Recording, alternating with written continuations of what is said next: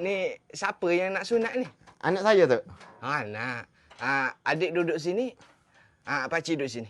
Adik duduk sana. Di sini. Duduk.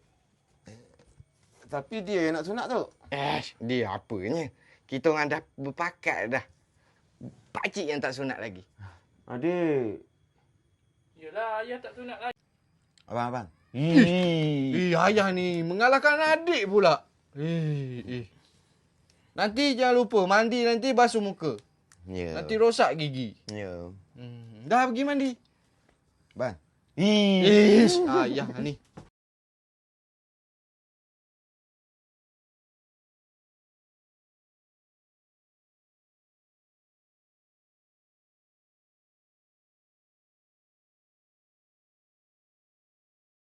Bagus. Okey.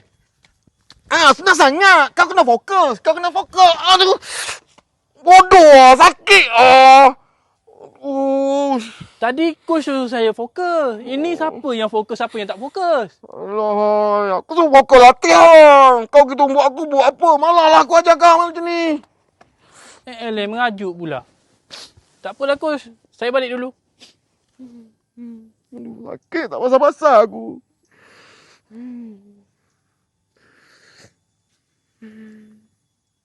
Aduh, nyesal jadi jurulatih.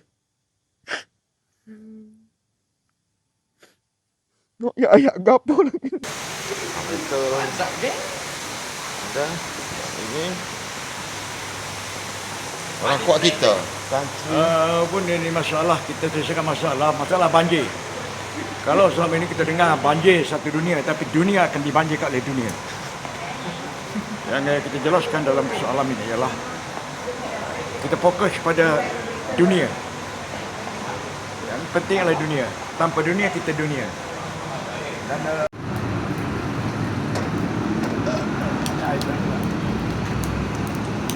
di mana ni? Saya dari Pulau Pinang. Jauh. Ini kat mana? Ini dekat Gombak. Gombak. Gombak.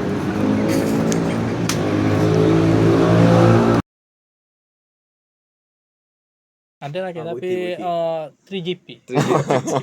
Sipet molek bila tu. Rahsia tu. Okey, baiklah kita dah sekali lagi. Lepas ni kita nak tahu pula lagu mana.